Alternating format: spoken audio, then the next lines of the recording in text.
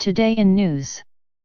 There is many weight loss program in line, but according to the public opinion poll in 2016, the weight loss program provided by egimport.com ranked first and most effective system to lose weight fast and easy. Many doctors praised the program effectively.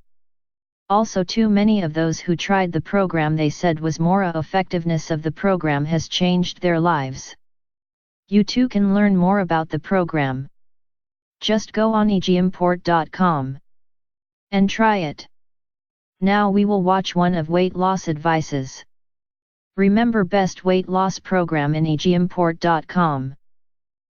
When you undergo weight loss surgery, you give up one risky behavior, overeating.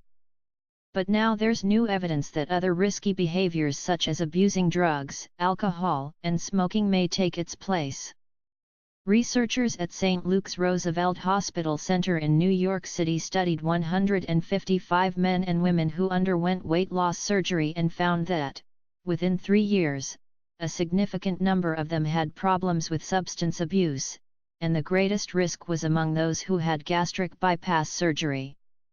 Another study by researchers at the University of Pittsburgh found that bariatric surgery patients had a much higher rate of suicide than the general population.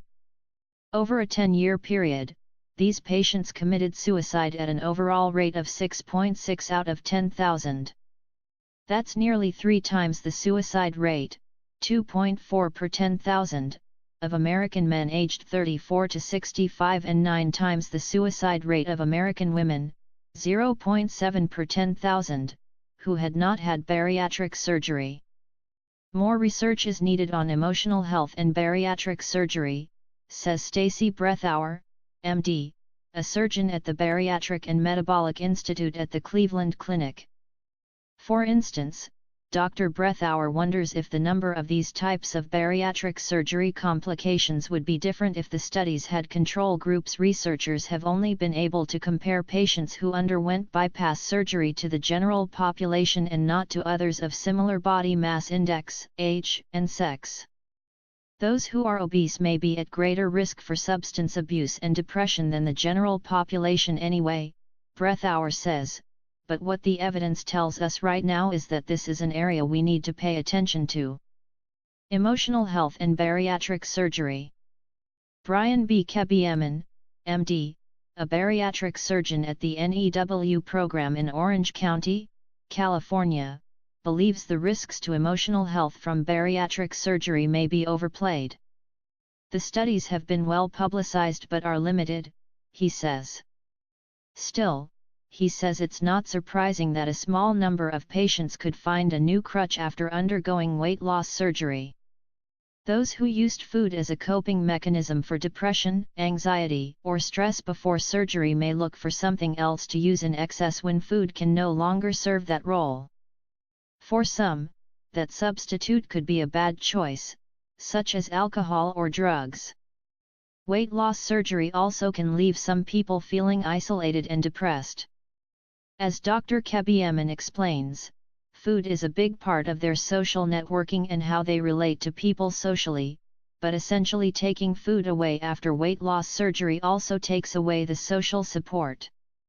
They could become lonely, and that could be a red flag for someone who is going to end up with a depression that would result in suicide, he says.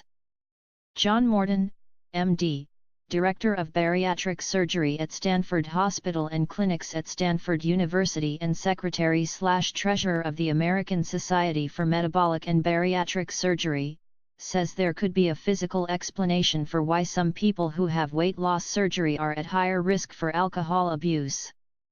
After weight loss surgery, particularly gastric bypass, he says, your sensitivity to alcohol changes. The alcohol goes through your stomach and into your small intestine more quickly, so you feel the effects of even small amounts more rapidly. The role of counseling with bariatric surgery. The potential for emotional complications is one of the reasons why everyone who considers bariatric surgery is carefully screened.